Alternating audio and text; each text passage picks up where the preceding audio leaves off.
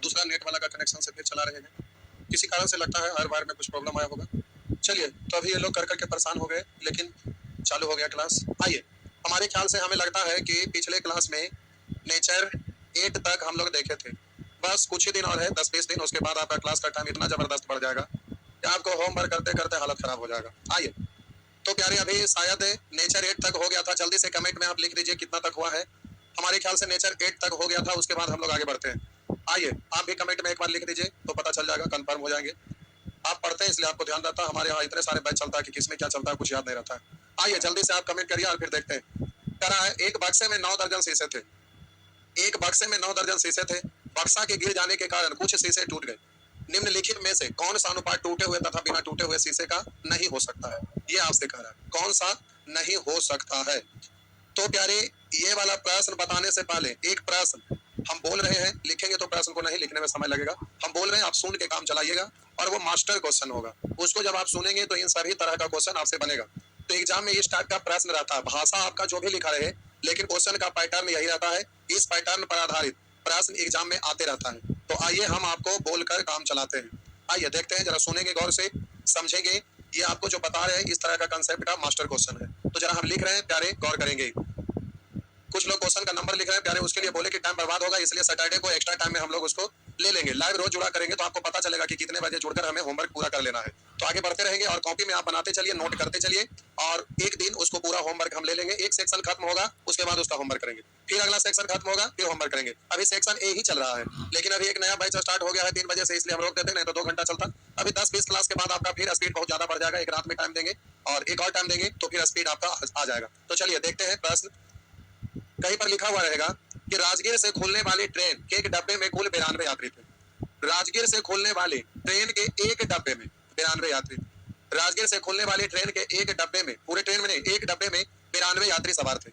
इसमें से कुछ यात्री राजेंद्र नगर स्टेशन पर उतर गए तथा शेष यात्री पटना जंक्शन के लिए रवाना हो गए। राजगीर से खुलने वाली ट्रेन के एक डब्बे में कुल 92 यात्री सवार थे। उसमें से कुछ यात्री राजेंद्र नगर स्टेशन पर उतर गए और शेष यात्री पटना जंक्शन के लिए रवाना हो गए। मतलब राजेंद्र नगर से पटना जंक्शन आगे होगा, तो पहले राजेंद्र नगर पहुंचे तो यहाँ पर कुछ यात्री उतर गए और कुछ यात्री पटना जंक्शन के लिए रवाना हो गए। तो बताएं कि राजेंद्र नगर उतरने वाले तथा पटना जंक्शन जाने वाले यात्रियों की संख्या का अनुपात निम्नलिखित में से कौन सा हो सकता है? निम्नलिखित में से कौन सा हो सकता है? तो देखिए प्यारे, राजेंद्र नगर उतरने वाले तथा पटना जंक्शन जाने वाले यात्रियों की संख्या का रेशियो निम्नलिखित में से कौन सा हो सकता है? तो लिखा हुआ दिखेगा 5:2, 3:4, लिख देगा 2:3, लिखा हुआ रहेगा 3:1 और लिख देगा नन ऑफ दिस, मतलब इनमें से कोई नहीं, नन ऑफ दिस। तो फिर से प्रश्न बोल दो। राजगीर से खुलने वाली ट्रेन के एक डब्बे में कुल 92 यात्री सवार थे। उसमें से कुछ यात्री राजेंद्र नगर स्टेशन पर उतर गए तथा शेष यात्री पटना जंक्शन के लिए रवाना हो गए। तो बताएं कि राजेंद्र नगर स्टेशन पर उतरने वाले तथा पटना जंक्शन जाने वाले यात्रियों की संख्या का अनुपात निम्नलिखित में से कौन सा हो सकता है? तो अब जरा ध्यान दीजिएगा। टोटल राजगीर से जब ट्रेन खुल रही थी तो उसपे 92 यात्री सवार थे। अब प्यारे, पहला ऑप्शन को अगर हम सही मानते हैं और इसको सही मान करके हल करते हैं तो राजेंद्र नगर उतरने वाले और पटना जंक्शन जाने वाले टोटल जोड़ देंगे, तो राजेंद्र नगर उतरने वाले और पटना जंक्शन जाने वाले जोड़ देंगे तो टोटल यात्री राजगीर से सवार होकर चले थे उसकी संख्या क्या लाएगा? तो 5 और 2 7। यहाँ निश्चित राशि राजगीर से खुलने वाली ट्रेन के एक डब्बे में 92 यात्री थे और यहाँ राजेंद्र नगर उतरा, पटना जंक्शन जाया, यही दो तो था, इन दोनों को जोड़ेंगे तो टोटल हो जाएगा। इस टोटल का तुलना टोटल से करिए, निकालना है उसको गुना करिए। तो राजेंद्र नगर उतरने वाले यात्री की संख्या तो 5 से गुना, पटना जंक्शन जाने वाले यात्री की संख्या तो 2 से गुना। लेकिन अब यहाँ 5 से गुना करिए 2 से, तो प्यारे 5 है जो 7 से नहीं कट रहा और 2 भी 7 से नहीं कट रहा और इस 7 से ये भी नहीं कट रहा है। इसका मतलब जब इसको काटेंगे, सॉल्व करेंगे तो यहाँ जो आंसर आएगा वो प्यारे दशमलव के रूप में आएगा। अब दशमलव के रूप में आएगा तो ये गलत हो जाएगा। पूछिए क्यों? क्योंकि व्यक्ति की संख्या जब भी राजेंद्र नगर स्टेशन पर उतरे होंगे या पटना जंक्शन के लिए गए होंगे तो वो पूरा पूरा यात्री होंगे। कभी भी व्यक्ति की संख्या टुकड़ा में नहीं होता है। अगर आप स्टेशन पर से टुकड़ा व्यक्ति को उतरते देखेंगे और वो चल रहा है, अब आधा से कटा हुआ, और वो चलते देखेंगे तो पूरा स्टेशन खाली हो जाएगा कि विक्रम बैताल कहां से आ रहा है भाई, प्यारे लोग डर जाएंगे, प्रेतात्मा चल रहा है। तो ऐसा नहीं होता। व्यक्ति की संख्या, शीशे की संख्या, सिक्के की संख्या, नोट की संख्या, इस तरह का जो भी चीज होता है वो सब अपने आप में पूरा होते हैं। तो पूरा होने के लिए आपको इससे ये डिजिट पूरा पूरा कट जाना चाहिए। कभी कभी ये डिजिट भी, लेकिन प्यारे आपको हर हाल में इससे ऊपर वाला कटना चाहिए, मतलब नीचे वाला कट के खत्म हो जाना चाहिए। अगर ऐसा हुआ, नीचे वाला से ऊपर वाला अगर कट जाए तो व्यक्ति की संख्या पूरा पूरा कहलाएगा। तो राजेंद्र नगर उतरने वाला और पटना जंक्शन जाने वाले यात्री की संख्या का अनुपात हो जाएगा। लेकिन अगर नीचे वाला ऊपर वाला से पूरा पूरा नहीं कटेगा, इसका मतलब आंसर दशमलव में आएगा, फ्रैक्शन में आएगा, दशमलव भिन्न में आएगा। तो अब प्यारे ऐसा जब भी रहेगा तो ये आंसर आपका नहीं होगा, क्योंकि व्यक्ति जब भी होंगे पूरे पूरे। लेकिन सोल्व करने के लिए अब तुलना ही करेंगे, कोई जरूरी नहीं, आप ऐसे काम चला लीजिएगा। बोलिए यहाँ पर जोड़ रहे हैं तो राजेंद्र नगर उतरने वाले और पटना जंक्शन जाने वाले यात्री की संख्या का अनुपात 7 हुआ। तो आप देखेंगे इस 7 में कितना से गुना करूं कि 92 हो जाए। तो 7 में कैसे गुना करें कि 92 हो जाए? 14 7 98। आप बोलिएगा 13 7 91। 13 से करेंगे तो कम हो जाएगा, आपको 92 चाहिए। 14 से करेंगे तो 98 ज्यादा हो जाएगा, यानी कोई ऐसा पूर्ण संख्या नहीं है, इसलिए ये आपका आंसर नहीं होगा। यहाँ भी 7 ही हो रहा है, कैसे गुना करें तो कोई ऐसा संख्या नहीं है, इसलिए नहीं होगा। यहाँ 5 है, इस 5 में कितना से गुना करें कि 92 हो जाए? ऐसा कोई संख्या नहीं है। बोले यहाँ 4 है, 4 में कितना से गुना करें कि 92 हो जाए? अगर हम गुना करूं तो आपको ना समझ में आए तो 4 से इसको काट के देख लेंगे, जैसे 7 से काट के देखे 13 7 91, 5 से काट के देखे 18 95। अब 4 से काट कर देखेंगे तो प्यारे आप बोलेंगे 23 4 92, या बोलिए कैसे गुना करें कि 92 हो जाए? 23 से, या अगर गुना करके सोचने में दिक्कत है तो 4 से भाग दीजिएगा तो 23। तो अब प्यारे आप बोलेंगे कि इससे ये कट रहा है, इसका मतलब ये आंसर बिल्कुल सही है, तो आपका आंसर यही होगा। तो आपका आंसर हो गया डी। अब ये कॉपी पे प्रश्न लिख लीजिएगा, और ये मास्टर क्वेश्चन है, इसको ध्यान रखिएगा। अब इससे रिलेटेड इस तरह का प्रश्न एग्जाम में रहता है, तो ये आपसे बनना चाहिए। तो प्यारे ये आपका मास्टर क्वेश्चन है, अब इसको ध्यान रखेंगे तो ये सारे बनेंगे। करा एक बक्सा में 9 दर्जन शीशे थे। करा 9 दर्जन शीशे थे, 9 दर्जन। एक दर्जन में 12 पीस, तो 9 दर्जन में बर्नमा अठोतल से 108 पीस। बक्सा के गिर जाने के कारण कुछ शीशे टूट गए। निम्नलिखित में से कौन सा अनुपात टूटे हुए तथा बिना टूटे हुए शीशे का अनुपात नहीं हो सकता है?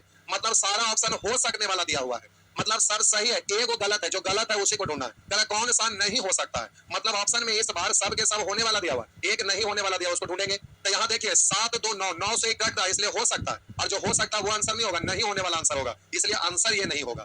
बोलिए जब 4 से इसको काटेंगे तो प्यारे इसको 27 4 108, तो इससे कट रहा है, यानी ये हो सकता है, इसलिए आंसर ये नहीं होगा, क्योंकि आंसर नहीं होने वाला ढूंढना।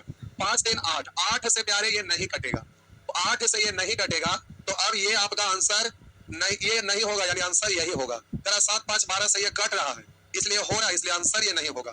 तो इस तरह से आपका आंसर हो गया प्यारे सी। क्या कोई दिक्कत है? अच्छा, तो प्यारे इस तरह से दोनों उसमें आ जाएगा।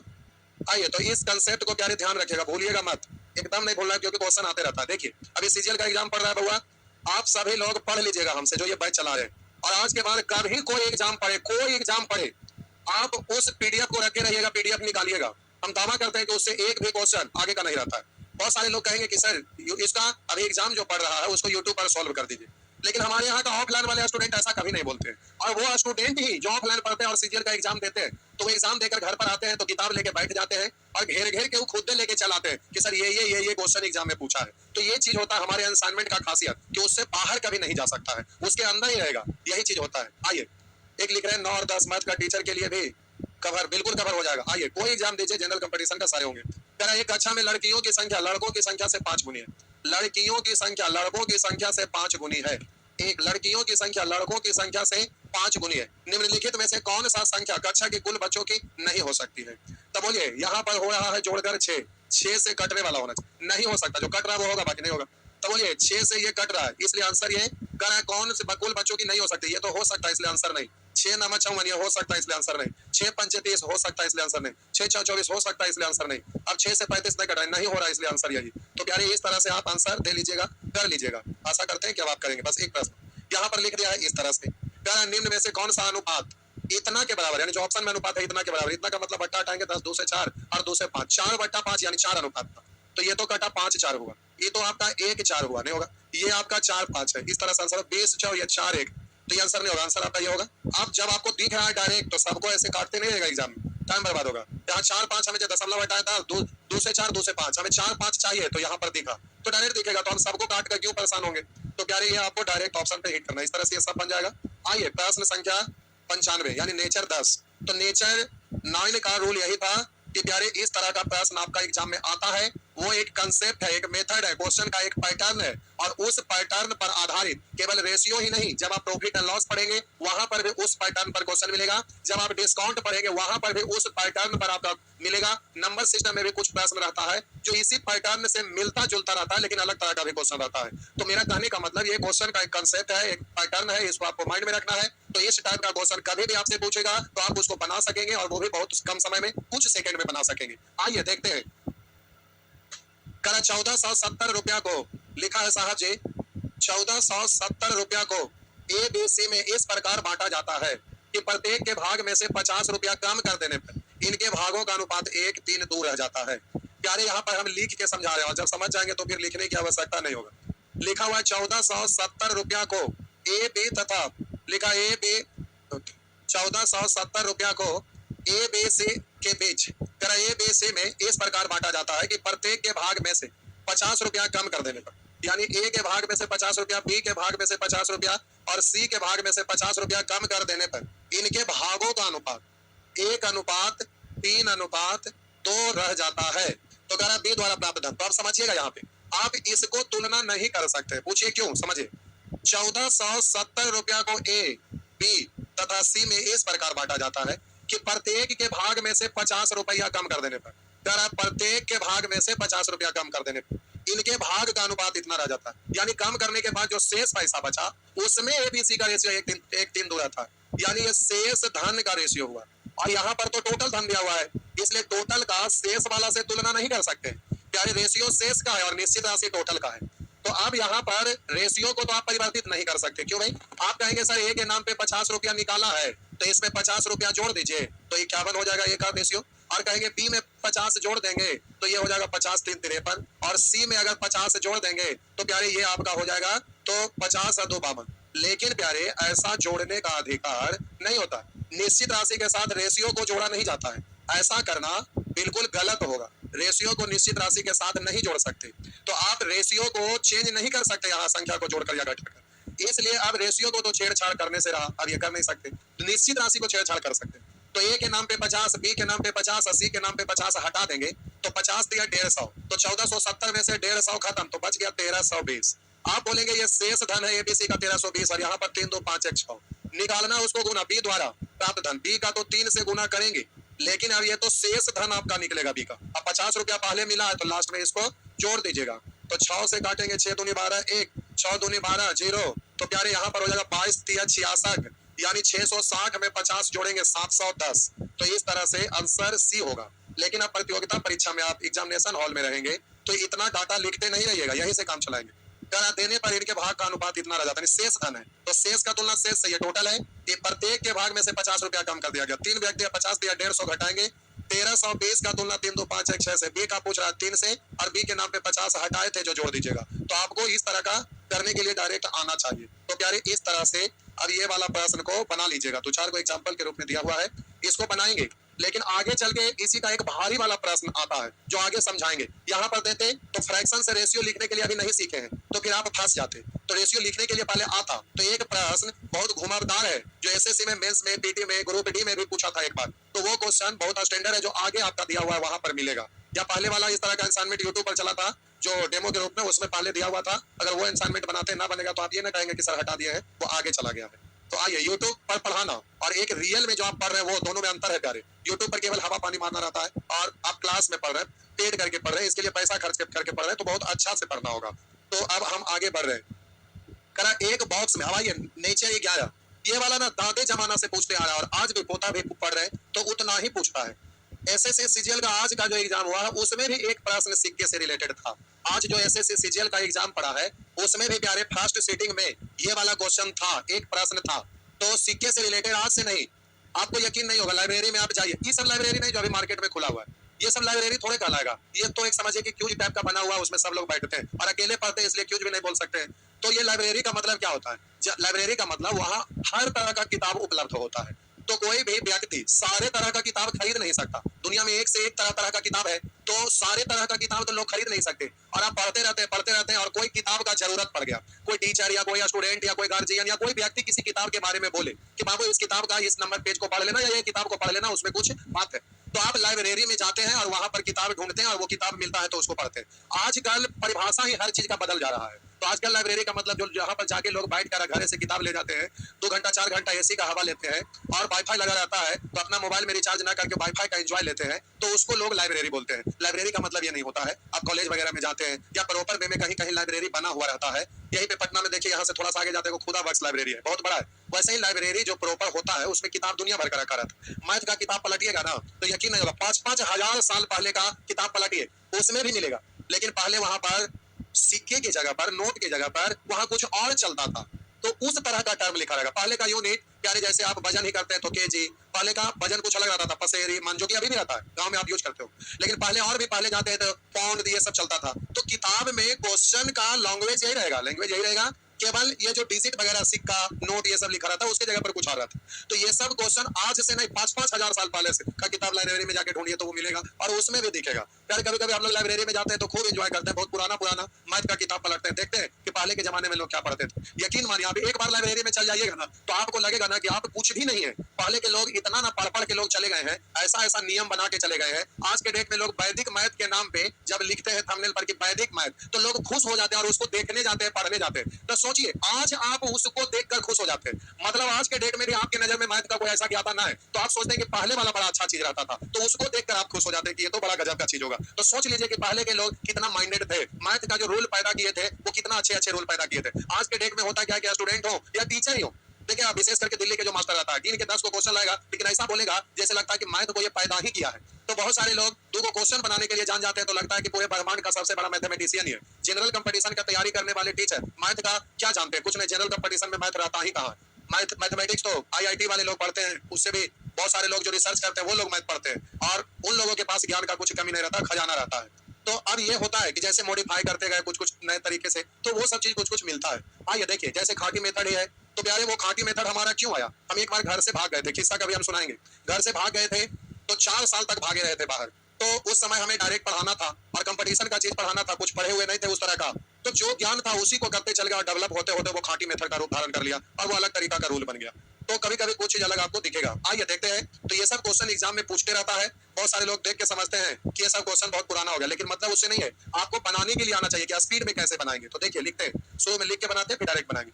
एक बॉक्स में 1 रुपया 50 पैसे तथा 20 पैसे। एक बॉक्स में 1 रुपया 50 पैसे 25 पैसे, ये 280 सिक्के हैं। 280 सिक्के, सिक्के मतलब उसकी संख्या है। कह 280 सिक्के हैं। कह एक बॉक्स में 1 रुपया 50 पैसे 25 पैसे के 280 सिक्के हैं। प्रत्येक प्रकार के सिक्के के मूल्य, कह प्रत्येक प्रकार के सिक्के का मूल्य 8:4:3 के अनुपात में है। तो 50 पैसे के सिक्के की संख्या बताइए। तो प्यारे यहाँ निश्चित राशि जो दिया हुआ है 280 सिक्के, यानी टोटल सिक्के की संख्या है और यहाँ पर रेशियो किस चीज का, मूल्य का है। तो मूल्य को प्यारे संख्या में आप बदलिएगा। आप ये ना कहेंगे कि ये ना बदलेगा। आप वहां पर वेतन वाला, खर्च बचत वाला प्रश्न, वेतन वाला पढ़ रहे थे तो बोले कि मासिक वेतन वार्षिक वेतन से कोई मतलब नहीं रखेंगे क्योंकि मासिक वार्षिक का रेशियो वही, लेकिन यहाँ मूल्य और संख्या का रेशियो है, इसलिए दोनों का रेशियो सेम नहीं होगा। तो आइए यानी अब करा एक बॉक्स में 1 रुपया 50 पैसे 25 पैसे के 280 सिक्के हैं। प्रत्येक प्रकार के सिक्के के मूल्य 8:4:3 के अनुपात में, तो 50 पैसे के सिक्के की संख्या। तो मूल्य को संख्या में बदलिएगा तो 1 रुपया का एक सिक्का होता है, तो 8 रुपया में 1 रुपया वाला 8 सिक्का।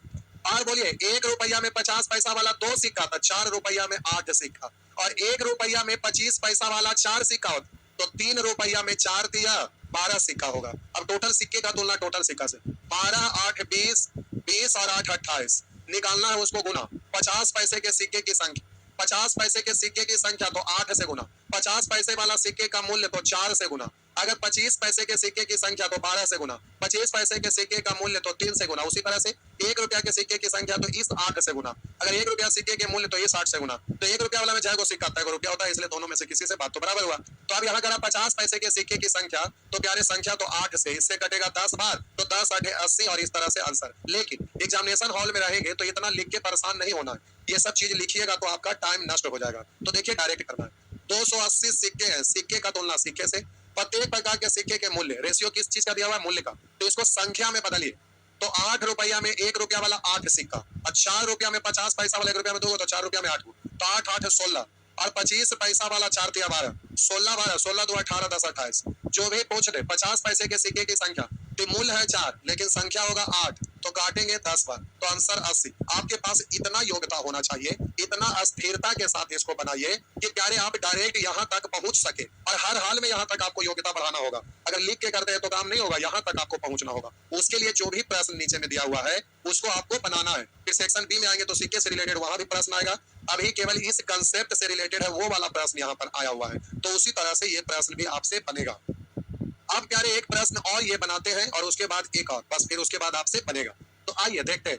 करा 2 रुपया 1 रुपया तथा 50 पैसे, लिखा है 2 रुपया 1 रुपया तथा 50 पैसे के कुल 550 सिक्कों के मूल्यों का अनुपात, सिक्के का मूल्य का अनुपात दिया हुआ है साहब जी 3:2:1।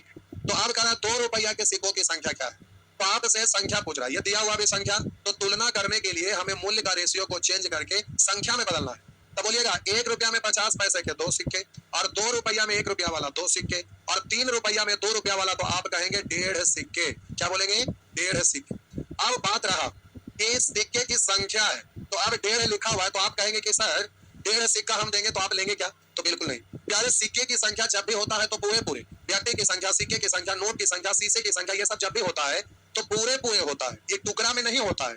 लेकिन हम आपसे कहेंगे कि जब भी व्यक्ति की संख्या, शीशे की संख्या, नोट की संख्या, सिक्के की संख्या, ये सब जब भी आप लिखते हैं और रेशियो लिखने के क्रम में दशमलव में आ जाए तो चलेगा, लेकिन निश्चित राशि जब आपका निकलेगा यानी आंसर जो आएगा वो नहीं चलेगा। पूछिए क्यों? क्योंकि यहाँ पर सिक्के की संख्या का रेशियो है, तो आप दशमलव हटाएंगे बटा 10, फिर एलसीएम से गुना कर देंगे तो सिंपल फॉर्म में बदल जाएगा। इसलिए रेशियो तो चेंज होते रहता है, तो आप दशमलव हटाएंगे बटा 10, 5 से 3 और 5 से 2, अब एलसीएम से गुना करेंगे तो सिंपल फॉर्म में हो जाएगा। लेकिन आप इसको दशमलव हटा के बट्टा 10 करके काट के एलसीएम लेते नहीं रहिएगा। पूछिए क्यों? इसलिए कि ये वाला रेशियो अकेला नहीं है, इससे रिलेटेड है, तो काटने का मतलब भाग देना। तो दशमलव हटाएंगे बट्टा 10, आप 10 से काटेंगे। अब प्यारे तो जब इसमें एलसीएम लेंगे तो इसमें भी एलसीएम से गुना करना पड़ेगा, क्योंकि इससे ये रिलेटेड है, इसी रेशियो से ये वाला बना है, एक दूसरे से लिंक जुड़ा हुआ है, एक दूसरे से रिलेटेड है। इसलिए सिक्के वाला प्रश्न जब भी सॉल्व करिएगा ना, तो कभी कभी होता है क्या कि मूल्य का रेशियो दिया हुआ है और इसको सिक्का में बदले। जैसे मान लेते हैं आ जाता 8, यहाँ पर 2, यहाँ 2, तो आप कहते कि सर ये रेशियो को कॉमन डिजिट को काट सकते हैं, तो हम आपको सलाह देते कि नहीं। तो आप पूछते क्यों? तो हम बोलते कि प्यारे ये रेशियो इससे बना है, तो आप इसको जब काट देंगे तो गलत हो जाएगा। कब गलत होगा? कभी गलत भी होगा, कभी सही भी। इसलिए गलत होगा कि निश्चित राशि का तुलना जब करिएगा तो निश्चित राशि इस घर का रहेगा और इसी से रिलेटेड कुछ पूछेगा तो आपका गलत नहीं होगा, आंसर सही हो जाएगा। लेकिन तुलना अगर इससे करिएगा और ज्ञात इसका करिएगा, या तुलना इसका करिएगा और ज्ञात इसका रेशियो से करिएगा, तो रेशियो को तो रिलेट किए नहीं है, वो कॉमन करके उड़ा दिए, तो वैसे स्थिति में गलत हो जाएगा। तो कभी भी सिक्के से रिलेटेड प्रश्न रहे तो यहाँ काट छाट नहीं करना चाहिए, कॉमन भी रहेगा तो नहीं करेंगे, नहीं तो गलती से गलती हो जाएगा। इसलिए ध्यान रखना है, अगर काटेंगे मान लेते कॉमन है तो सावधानी बरतना है कि दिया हुआ निश्चित राशि इसका है और इसी का पूछ रहा है तो किसी और का पूछ देगा तो वैसे स्थिति में गलत हो जाएगा। तो प्यारे आप यहाँ पर दशमलव हटा के काट के एलसीएम लेके गुना करेंगे तो टाइम बर्बाद होगा, इसलिए डायरेक्ट कर लेना, क्योंकि अब आपको पता है कि ये सिंपल फॉर्म में बदला जा सकता है। तो आइए टोटल सिक्के का तुलना सिक्के से 2 2 4 5 यानी 5.5 निकालना है, उसको गुना कर दीजिएगा। तो कह रहा 2 रुपया के सिक्के की संख्या, 2 रुपया वाला सिक्के की संख्या तो 1.5 से गुना कर लेंगे, दशमलव से दशमलव और इससे 10, तो आपका आंसर हो गया 150। अब आप कहेंगे कुछ और भी कर सकते हैं क्या? जी बिल्कुल कर सकते हैं। आइए देखिए कुछ और करते हैं प्यारे। अब आप यहाँ पर ये भी कह सकते थे कि आपको मूल्य से बदलना है संख्या का रेशियो, तो आप संख्या बदलेंगे तो रेशियो का प्रत्येक पद में, ध्यान रखिएगा हमेशा के लिए कि रेशियो का प्रत्येक पद में अपने मन से कोई भी संख्या से गुना कर सकते हैं। रेशियो का प्रत्येक पद में ध्यान रहे, अगर इसमें 5 से तो इसमें सम में करना होगा, अगर इसमें 4 से तो इसमें सम में करना होगा, किसी एक में नहीं कर सकते क्योंकि वैल्यू बदल जाएगा। सब में करेंगे तो कॉमन होकर कट के उतना ही रहेगा, जो जरूरत है वो जरूरत का पूर्ति हो जाएगा। तो हम बोले 2 रुपया वाला सिक्के के मूल्य का दिया हुआ है, इसको सिक्का में बदलना है, तो हम बोले इसमें कोई भी सम संख्या से गुना कर दीजिए, कोई भी सम, 2 से 4 से 6 से 8 से 10 से 12 से 14 से किसी से भी। आप कहेंगे सर सम ही को क्यों गुना कर सकते हैं? इसलिए कि अब 2 से गुना करेंगे तो 3 दूनी 6, 6 रुपया में 2 रुपया वाला कितने सिक्के, तो आप बोलिएगा 3। कोई भी सम से गुना करेंगे, मान लेते 12 से गुना किया 12 या 36, 36 रुपया में कै गो सिक्का होगा 2 रुपया वाला, तो आप बोलेंगे 18 गो। आप कहेंगे बीसम से क्यों नहीं? बीसम से करेंगे तो 3 3 9, फिर तो बदलेंगे दशमलव में तो वही हाल होगा। इसलिए सम से गुना करने पर ये सम बन गया, इसको बदलना आसान हो गया। तो अब हम यहाँ 2 से गुना किया। अगर ये पैसा हमें मिलने वाला होता तो बहुत बड़ा संख्या से गुना करते, लेकिन ये मिलेगा नहीं, ये कैलकुलेट करने में सुविधा, इसलिए छोटा संख्या से गुना किए। ऐसे आप 2 4 6 8 किसी से भी गुना करिए, बात बराबर। अब इसमें 2 से गुना थे, इसमें भी 2 से, इसमें भी 2 से। आप बोलिए 4 रुपया में 1 रुपया वाला कितने सिक्के, तो 4। अब बोलिए 2 रुपया में 50 पैसे वाला कितना सिक्के, तो 1 रुपया में 2 गो, तो 2 रुपया में 4 गो। तो इस तरह से आप रेशियो लिखेंगे और वहां टोटल सिक्के की संख्या 550, यहाँ 4 4 8 3 11। पूछ रहा 2 रुपया वाला, सॉरी 2 रुपया वाला सिक्के की संख्या, 2 रुपया वाला सिक्के की संख्या, तो 2 रुपया वाला सिक्के की संख्या तो 3 से, 11 से काटेंगे 5 बार, 5 दिया 15 यानी 150, आपका आंसर वही आया था। लेकिन एग्जाम में ये सब कुछ नहीं करना है, इतना टैलेंट बढ़ाना, इतना स्थिरता के साथ होमवर्क करना है कि प्यारे डायरेक्ट हो जाए। कह रहा 2 रुपया 1 रुपया 50 पैसे के कुल 550 सिक्के, सिक्के का तुलना सिक्के से करिएगा। मूल्य का रेशियो दिया हुआ है, तो 2 रुपया वाला, अब 3 रुपया में 2 रुपया वाला 1.5 सिक्का, 2 रुपया में 1 रुपया वाला 2 सिक्का, और 1 रुपया में 50 पैसा वाला 2 सिक्का, तो 2 2 4 और 1.5 5.5। आप प्यारे निकालना है उसको गुना, तो कह रहा 2 रुपया के सिक्कों की संख्या, तो 2 रुपया वाला तो 3 रुपया में 1.5 सिक्का, तो 1.5 से गुना, दशमलव से दशमलव और इससे काटेंगे 10 बार, तो आपका आंसर हो जाएगा प्यारे 150। डायरेक्ट आपको इतना योग्यता होना चाहिए, इस तरह से करने का क्षमता आपको डेवलप करना होगा। आइए देखते हैं, थोड़ा सा समय चेक कर लूं, तो प्यारे आपका टाइम हो रहा है, लेकिन कोई बात नहीं, एक प्रश्न और बना देते हैं तो सब बन जाएगा। तो आइए अभी यहाँ पर मूल्य का रेशियो लिखा दिख रहा था, अब एक संख्या वाला देख लेते हैं, बस हो गया। कह रहा है एक पर्स में 455 रुपये हैं, कह रहा है जिनमें 1 रुपये 2 रुपये तथा 5 रुपये के सिक्के 2:4:5 के अनुपात में। सिक्के मतलब उसकी संख्या। तो अब संख्या को मूल्य में बदलिएगा तो मूल्य तो आपका दशमलव में रहता ही है, इसलिए टेंशन तो यहाँ है नहीं। तो आप बोलिए मूल्य में बदलिएगा क्योंकि यहाँ मूल्य का निश्चित राशि है। तो 2 गो सिक्का 1 रुपया वाला यानी 2 रुपया, 4 गो सिक्का 2 रुपया वाला यानी 4 दूनी 8 रुपया, 5 गो सिक्का 5 रुपया वाला यानी 25 रुपया। बस एक सिक्का का कीमत 5, तो 5 सिक्के का कीमत 25, 8 2 10, 10 25 35। निकालना है साहब जो उनको गुना। पर्स में 2 रुपया के सिक्कों की संख्या कितनी है?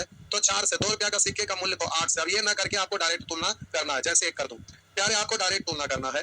तो 1 रुपया 2 रुपया 5 रुपया का सिक्के 4 5 8 के अनुपात में है और यहाँ टोटल मूल्य दिया है पर्स में इतना रुपया, मूल्य का तुलना मूल्य से। तो ध्यान दीजिएगा 1 रुपया वाला 2 सिक्का नहीं 2 रुपया, 2 रुपया वाला 4 सिक्का नहीं 8 रुपया, 8 2 10, 5 रुपया वाला 5 सिक्का यानी 25, तो 10 और 25 35। अब निकालना है 2 रुपया के सिक्कों की संख्या कितनी है? तो सिक्का का ही तो रेशियो दिया, सिक्के की संख्या तो 4 से गुना। तो इस तरह से प्यारे आप काट छांट कर लीजिएगा, तो बिल्कुल इस तरह से आप करने में सक्षम हो पाएंगे। तो प्यारे जल्दी से ऐसे प्रश्न को आप सोल्व कर लिया करेंगे।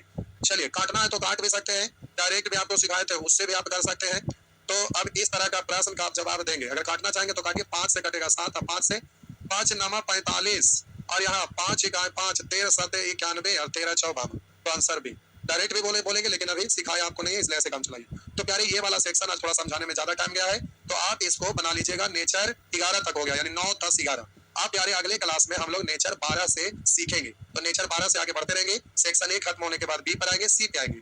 तो बी और सी तक आपको सीखना है। वो जो कंसेप्ट सीखेंगे सभी चैप्टर में यूज करेंगे क्योंकि ये सब कैलकुलेशन का पार्ट है। फिर आगे आएगा सी के बाद कंडीशन का पार्ट। तो चलिए आज भर इतना। तो चलिए प्यारे आज भर इतना ही, अगले क्लास में फिर पुनः मिलते हैं। और आप सभी लोग आज शाम में जीडी का बैच चालू हो रहा है, यूट्यूब पे थंबनेल डाला हुआ है। अगर आपको पढ़ने में अच्छा लगता है तो आप सपोर्ट करिए, उसमें कमेंट करिए, लोगों के बीच में शेयर करिए। चलिए आज भर प्यारे इतना ही।